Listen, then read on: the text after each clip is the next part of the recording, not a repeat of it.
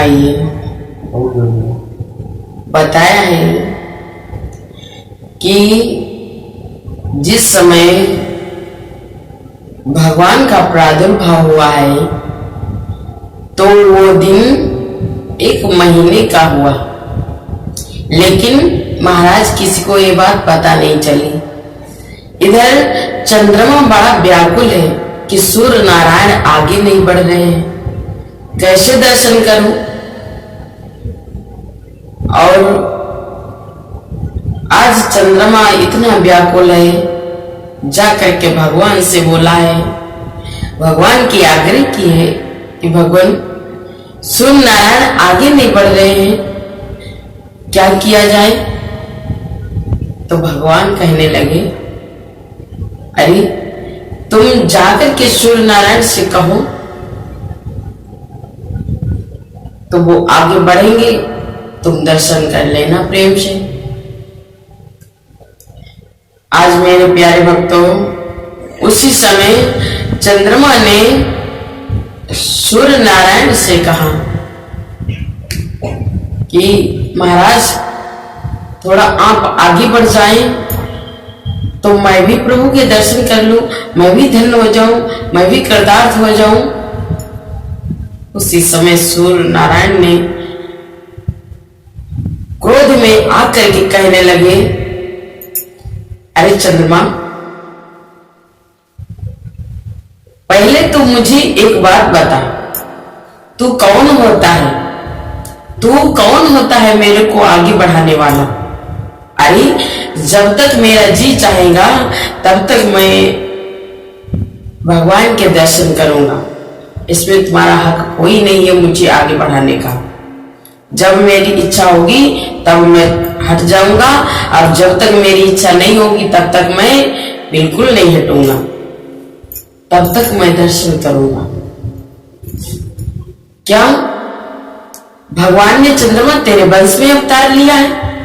अरे तुझे ये नहीं पता है, सूर्य वंश में प्रभु ने जन्म लिया है, इसीलिए मेरा जी चाहेगा तब तक मैं दर्शन करूंगा।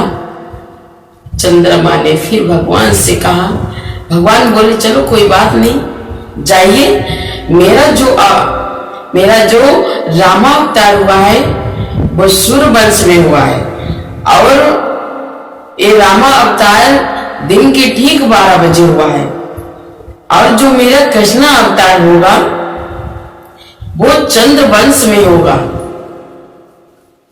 और रात्रि के 12 बजे होगा।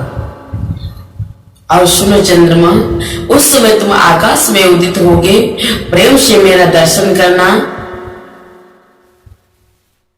चंद्रमा ने आशा धारण कर ली और चंद्रमा वहां से चला गया। इधर कैकेयी सुता सुमित्रा दो और सुंदर सुत जन्मत भयो। कैकेयी के द्वारा एक पुत्र का जन्म हुआ और सुमित्रा के 2 पुत्र का प्रादुर्भाव हुआ। अब महाराज दशरथ के महलों में 4 पुत्रों का प्रादुर्भाव हुआ है। मेरे प्यारे, इस समय महाराज दशरथ के महलों में 4 पुत्र जन्म लिया है। बड़ा आनंद आ रहा है, महाराज दशरथ के यहाँ आनंद बधैया बज रही है।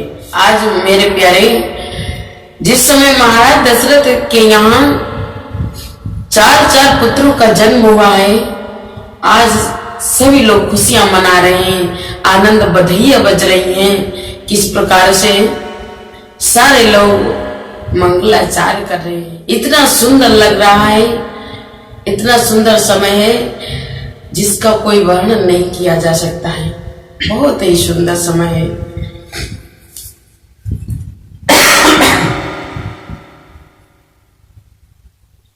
प्रेम के साथ में महाराज दशरथ ने अपने 4 पुत्रों का जाति क्रम संस्कार कराया। और गौर करेंगे मेरे प्यारे भक्तों, जाति क्रम संस्कार करवाने के बाद में जब सुंदर समय आया है नामकरण का, तो गुरुदेव वशिष्ठ ने कहा, हे राजन, मैं तुम्हारे पुत्रों का नाम अपनी मर्जी के अनुसार रखूंगा। लेकिन याद रखना महाराज, ये गुरुदेव वशिष्ठ ने क्यों कहा कि मैं तुम्हारे पुत्रों का नामकरण अपनी मर्जी के अनुसार रखूंगा, जबकि जब नामकरण होता है तो पत्रा को देख करके होता है। लेकिन गुरुदेव वशिष्ठ ने ये क्यों कहा, याद रखना महाराज, क्योंकि बताया है पत्रा 5 चीजों से मिलकर बना होता है। पत्रा 5 चीजों से मिलकर बना होता है। कौन कौन सी? योग, लगन, ग्रह, बार, तिथि। योग, लगन, ग्रह, बार, तिथि, ये पत्रा 5 चीजों से मिलकर बना होता है, इसीलिए इसको पंचांग कहा जाता है। तो याद रखना महाराज, जिस समय भगवान के प्रादुर्भाव का समय आया है तो पूरा का पूरा पत्रा अयोध्या में पहले से ही उपस्थित हो गया था। इसलिए गुरुदेव वशिष्ठ कहने लगे, राजन, मैं तुम्हारे पुत्रों का नामकरण करूंगा, अपनी मर्जी के अनुसार करूंगा। तो आज गुरुदेव वशिष्ठ ने महाराज दशरथ के बड़े पुत्र का क्या नाम रखा है, याद रखना